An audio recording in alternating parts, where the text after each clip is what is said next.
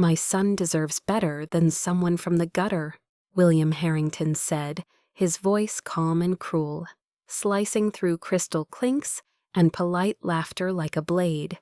He didn't shout. He didn't need to. The venom landed harder in his quiet tone, sharp, deliberate, public. "Street garbage," he added, his wine glass still raised. "In a borrowed dress, pretending to belong in our world." 23 heads turned, country club friends, political allies, business titans. His wife froze mid-sip. His daughter gripped her napkin like a lifeline. The servers looked away. And me, I just sat there. The nobody dating the prince, the outsider at the king's table. Every eye in the room waited, watched, to see if the woman with no pedigree, no old money, no family crest would fold or fight. I'd been to high-end dinners before, galas, tech summits, even private political fundraisers. But nothing quite prepared me for the quiet violence of that night. The Harrington estate sat like a cathedral of old money. The driveway curved like a serpent's tail, ending in a circular courtyard paved with imported stone. Chandeliers sparkled from every window. It wasn't just a home, it was a declaration, a monument to generations of wealth so entrenched it forgot how to speak to anyone outside its bloodline. I parked my Toyota 3 spaces down from the gleaming black Bentley William Harrington had pointedly parked front and center. My car looked like a mistake, like someone had dropped off the caterer. I checked my lipstick in the rear view and whispered a single word to myself: breathe. Inside, laughter echoed down the halls like ritual chants. Velvet drapes, gold fixtures, a Monet casually displayed near the powder room. William's wife, Rachel, greeted me with that brittle smile she wore when pretending everything was fine. His daughter, Patricia, nodded stiffly. I knew I was being tolerated, not welcomed. But I had Quinn's arm, and I had earned my place, hadn't I? Dinner was served in the sunroom under glass ceilings that refracted the candlelight into kaleidoscopes. 23 guests seated around a table so long it required its own zip code. Business partners, family friends, minor politicians. I felt them watching me, whispering between sips of wine. Then William raised his glass. He didn't toast to health or love or success. He cleared his throat, paused just long enough to pull in the room's attention, and said, "My son deserves better than someone from the gutter." It wasn't loud. It didn't need to be. Silence did the rest. The words struck like a hammer to the spine. I felt my throat tighten. All sound faded except for the pounding of my own heart. I stared at the napkin in my lap. My fingers curled it into a fist. I wouldn't cry. I wouldn't give him that. And then he twisted the knife. "Street garbage," he said lightly, as though he were discussing wine pairings. "In a borrowed dress. Pretending to belong in our world." The air turned to ice. I felt every gaze slice through me. Some looked away in discomfort. Others watched, wide-eyed, hungry for a reaction. Quinn was frozen, pale. He reached for my hand under the table, but I didn't move. I needed all my strength to breathe. That was the moment I learned who I truly was. Not in their eyes, in my own. My name is Sophia Cross, 32 years old, entrepreneur, survivor, the girl who once folded clothes in the back of a discount store, who'd slept in shelters, who ate free school lunches and forged her mother's signature just to stay in school. The girl who once washed her only pair of jeans in a public bathroom sink. The girl who built her own empire from scraps. I looked up at William Harrington and smiled. A small, knowing smile, the kind you give someone seconds before pulling the trigger. I gently folded my napkin and set it beside my untouched salmon. "Thank you for dinner, Mr. Harrington," I said, rising slowly. My voice was calm, collected, but something in the room shifted. They felt it, something cold, sharp, inevitable. "And thank you," I added, "for finally saying out loud what you've been thinking all along." I turned to the rest of the table. I own Cross Technologies. I built it from nothing, and this is the story of how William Harrington's biggest mistake wasn't underestimating me. I paused. It was thinking I'd stay silent. Quinn stood too, grabbing my wrist. "Sophia, don't." "Please?" I met his eyes. "It's okay, love. Your father's right. I should know my place." William smirked, that smug, satisfied smirk of a man who thinks he's won, of a king who thinks he's protected his throne. He had no idea I'd already lit the fuse. I left the room without looking back, walked past priceless paintings and portraits of people who'd never worked a real day in their lives, past servants trained to keep their eyes down, past the car he mocked and the life he tried to shame. He thought he'd buried me with his words. He didn't realize he'd just handed me the shovel. I was halfway across the circular driveway when I heard footsteps running behind me. The cold night air bit at my skin, but I didn't flinch. I didn't stop. Not until I heard his voice, soft, broken. "Sophia, wait." Quinn caught up to me just as I reached my car. His face was flushed, his tie loosened, eyes shining with something between shame and panic. "I didn't know he was going to do that," he said breathlessly. "I swear to you, I had no idea." I turned, meeting him with a stillness I'd learned to master. That kind of restraint takes years to build, years of swallowing pride to survive. "I believe you," I said quietly, placing a hand on his chest. His heart was racing, but it doesn't matter. He grabbed my hand, held it tightly. "It does matter." He was drunk. He was angry about the merger delays, about the board. He lashes out when he feels out of control. I'll talk to him. I'll make him apologize publicly. He needs me on this deal. He'll listen. I smiled sadly, brushing a strand of hair from his forehead. "No, Quinn." He said what he meant. Drunk men tell sober truths. The only difference is now I know exactly where I stand. "But I love you," he whispered. "And he doesn't get to ruin this." I leaned in, resting my forehead against his. "He can't ruin what's real. But I need to take care of myself now. I need you to let me go for tonight." He hesitated, then nodded. "You'll call me?" he asked, almost like a child asking for a promise. "Tomorrow," I whispered. I kissed his forehead and stepped back, unlocking my car. He watched as I slid behind the wheel. That sensible little car he'd once joked made me look endearingly practical. Tonight, it looked like freedom. As I pulled away, I didn't glance back. I didn't want to see the mansion shrinking in my rear view. I'd already reduced it to memory. The phone started buzzing before I even reached the main road. Rachel, probably, or Patricia, the peacemakers, the bystanders, women taught to smooth over male destruction with polite apologies and nervous smiles. I let it ring.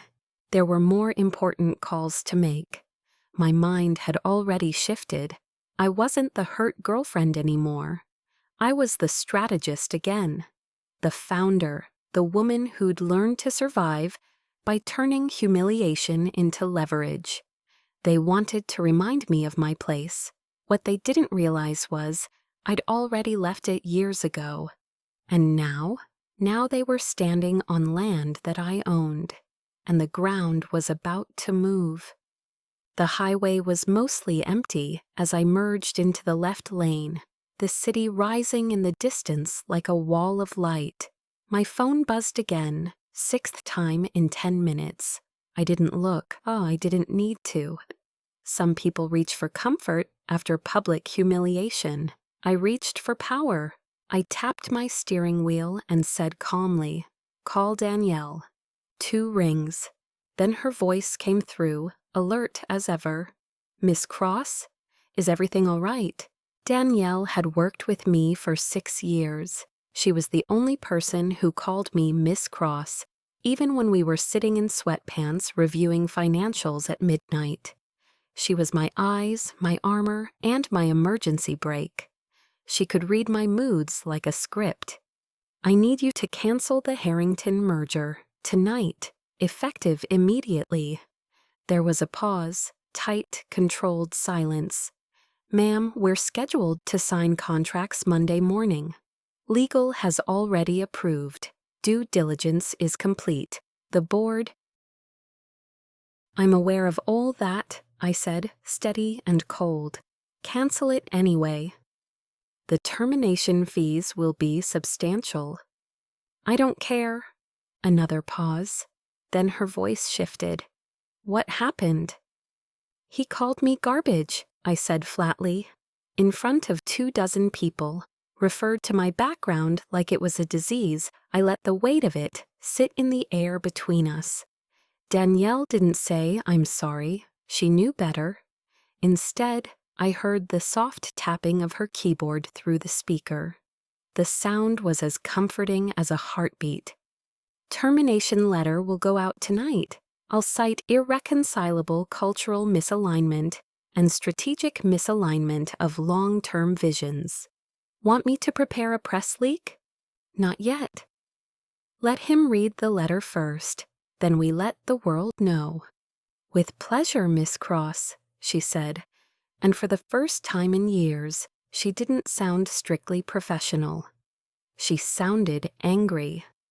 I nodded to myself as the city lights bled across my windshield. I'd built Cross Technologies to be invisible in the beginning, through holding companies, silent partners, layered equity shells. I'd always believed that real power didn't announce itself. It let others think they were in control, right until they realized the walls had been closing in for years. William Harrington thought he was acquiring a fast-moving, mid-tier firm to revitalize his aging empire. What he didn't realize was that the woman he'd just publicly humiliated was the architect of his company's survival, and now its destruction. I was 16 when I realized power doesn't beg. It builds, quietly, consistently. It studies the rules not to follow them, but to learn exactly when to break them. Danielle's voice brought me back. "Would you like to reopen conversations with Fairchild Corporation?" "Yes, set a meeting for Monday morning. Tell them we're ready to explore terms." "You're going to buy Harrington's biggest rival?" she asked, a slow grin leaking into her voice.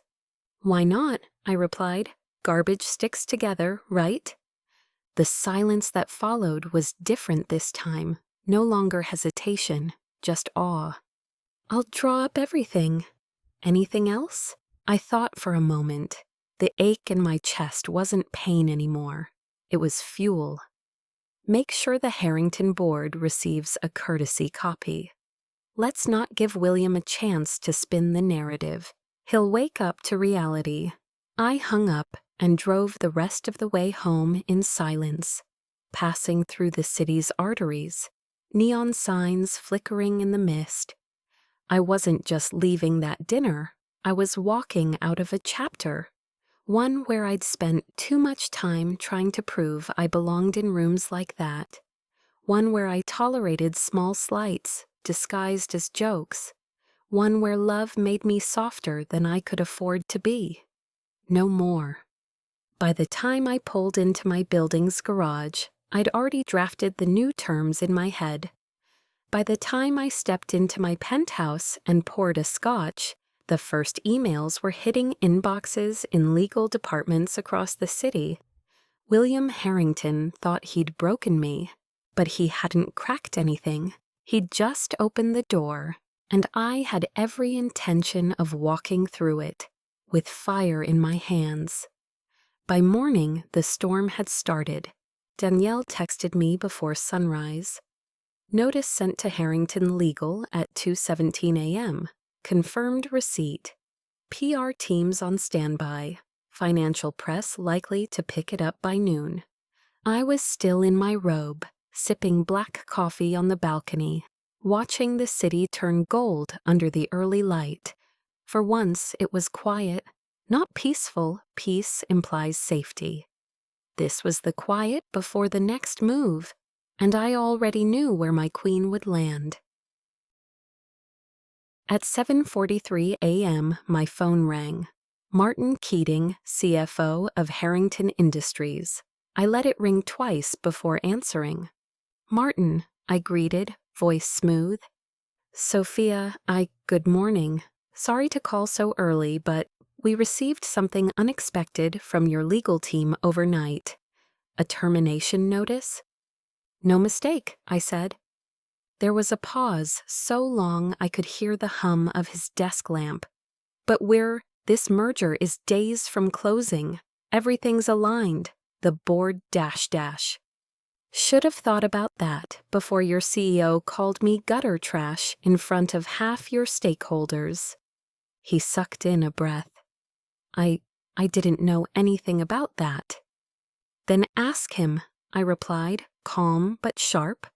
"I'm sure William will have a version that makes sense to someone." "I understand your anger, but this decision, the financial impact will be severe." "Martin, let me ask you something." I leaned against the railing. Why was Harrington Industries trying to merge with Cross Technologies in the first place? Because we need to innovate," he said slowly. "We're slipping behind on software integration and AI hardware. Our board believes your patents are the future." "Exactly," I said. "You need us more than we need you, and I don't do business with men who believe my worth is less than theirs before I even sit down at the table."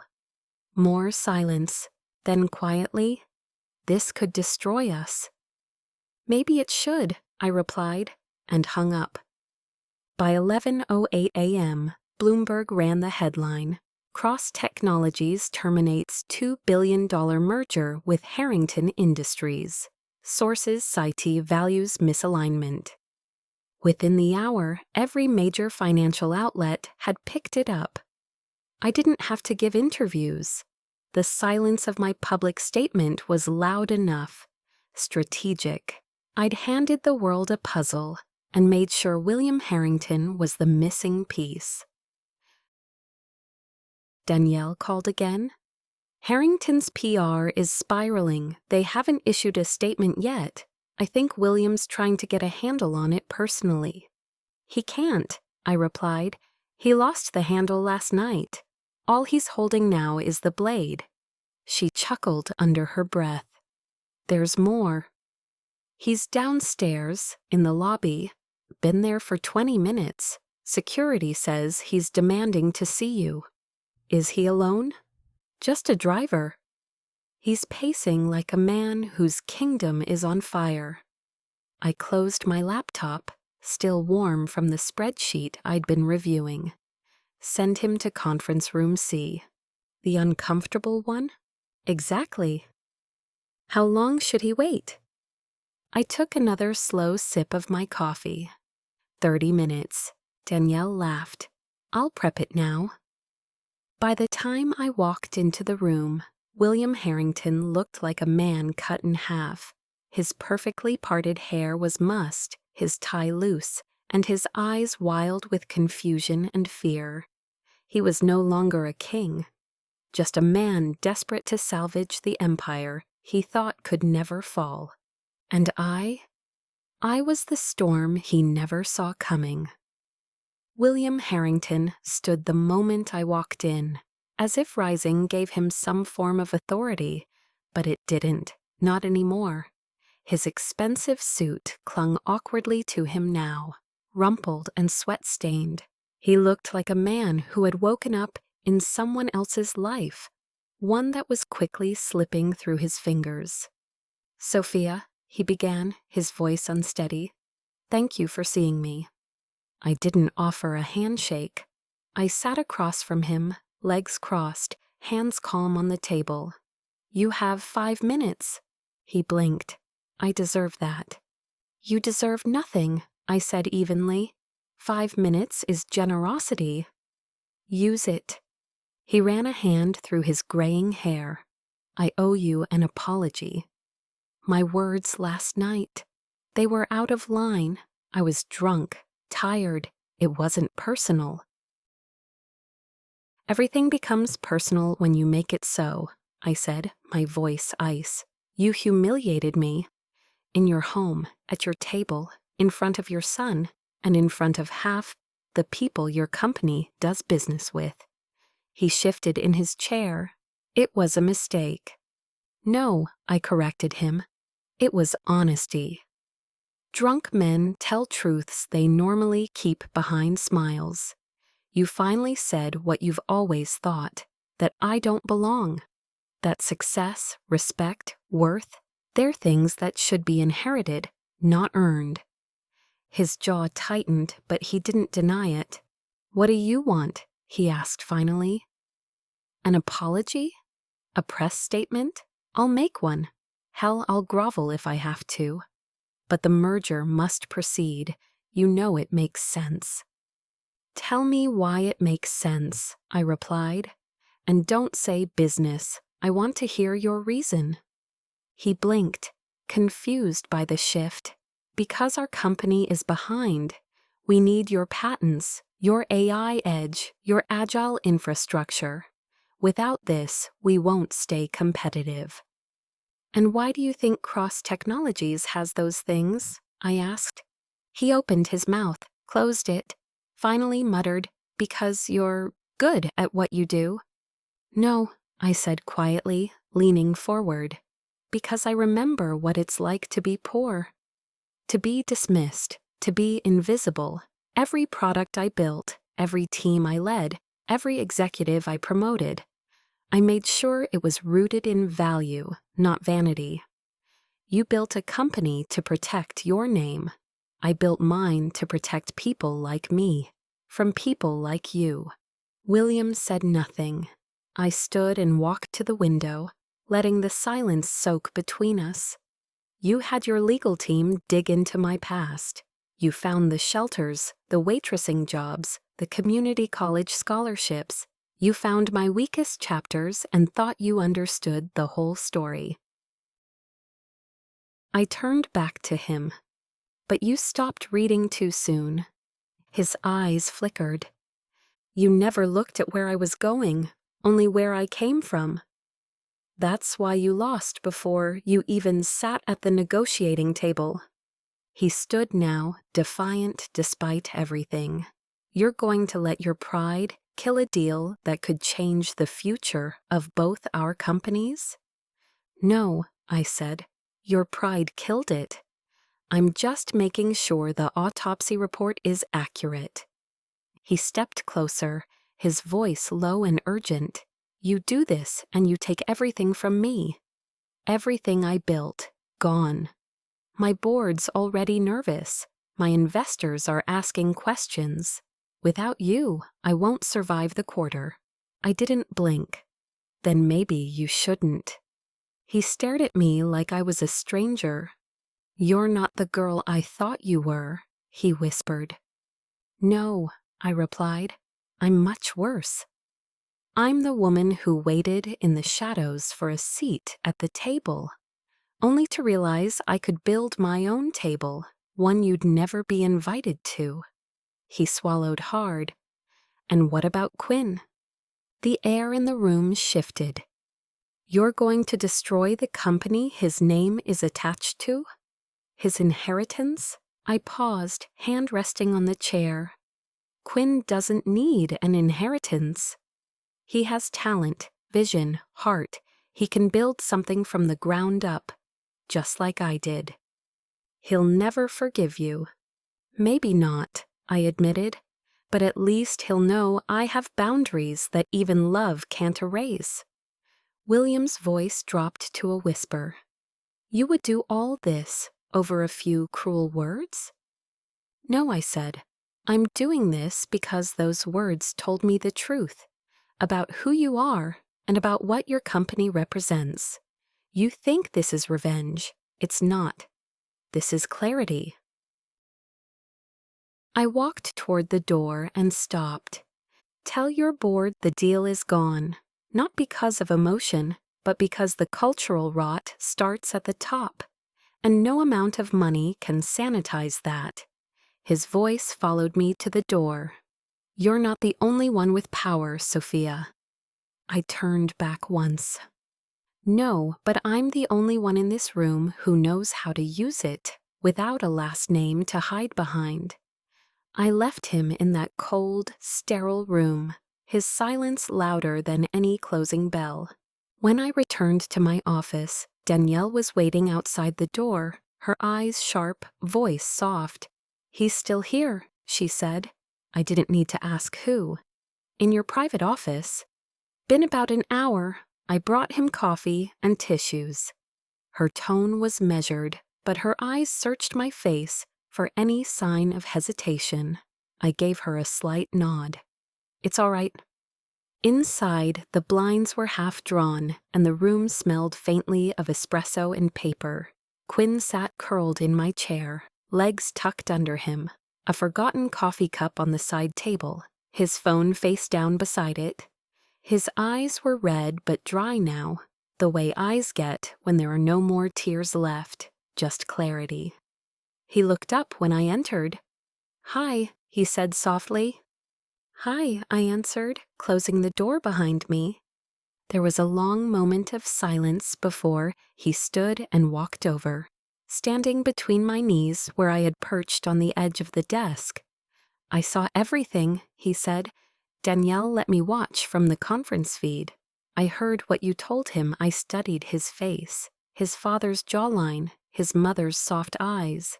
He wasn't a boy anymore. He was a man standing in the ruins of something he never chose. I think I've been a coward, he said, voice low. I let him talk to you like that for months. I kept hoping it would change. I made excuses. I thought if I didn't push too hard, maybe he'd come around. He took my hands in his. But last night, watching him, I realized I wasn't ashamed of you. I was ashamed of him. And of myself. I swallowed hard. Quinn? No, let me finish, he said quickly. I spent my whole life benefiting from the world he built. From doors he opened, from people who treated me like royalty because of my last name. And I never stopped to ask who was left standing outside.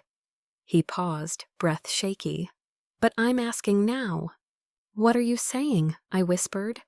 I'm saying I want to build something with you, he said. No trust funds, no inheritance, no last name safety nets, just us. I want to earn it, like you did. I looked at him, at this man who had every reason to retreat into the comfort of privilege, and saw instead someone choosing discomfort for the sake of truth. Are you sure? I asked. He's right about one thing. Walking away from that world is no small thing. He smiled for the first time since the night before. Sophia Cross, you just canceled a $2 billion deal because he disrespected you. I think we'll be fine. I pulled him close, held him tight, letting the silence wrap around us. I love you, I said, the words deeper than ever before. I love you too, he said, burying his face in my shoulder. Even if you just declared corporate war on my father. Especially because of that, I whispered, smiling. Monday morning arrived with the weight of consequence. Danielle entered my office with her usual calm, but her eyes carried something more electric than usual: vindication. William Harrington is holding an emergency board meeting. Our sources say he's trying to do damage control behind closed doors, she said, setting a folder on my desk. There's talk they may reach out directly to you. Over his head. I didn't look up right away.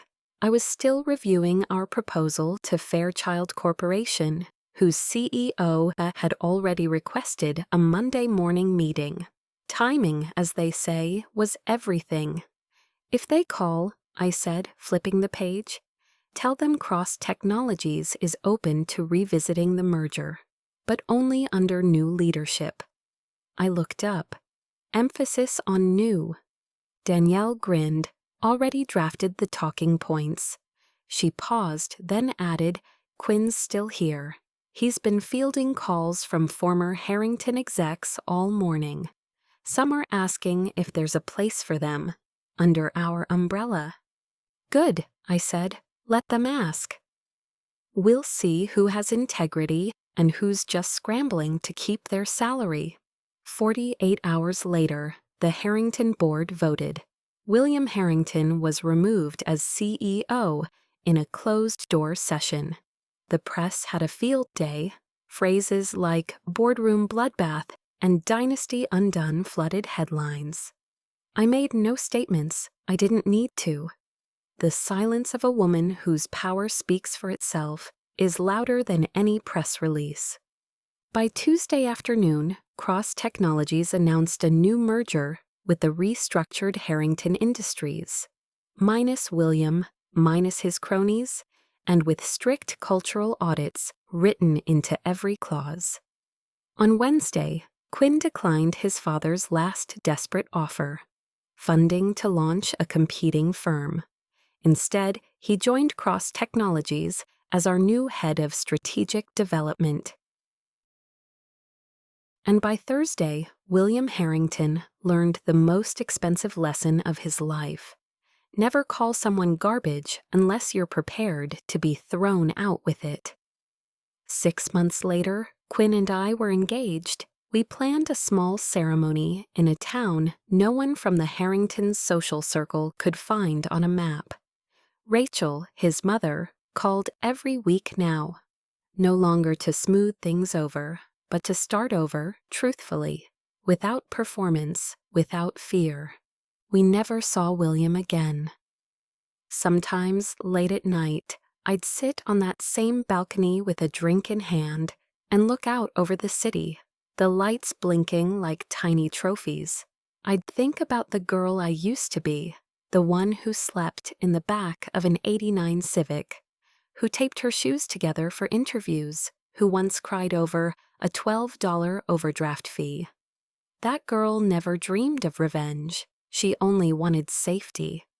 But safety, I'd learned, isn't given, it's built. And sometimes, to build it, you have to burn the structures designed to keep you out. People like William believe empires are inherited.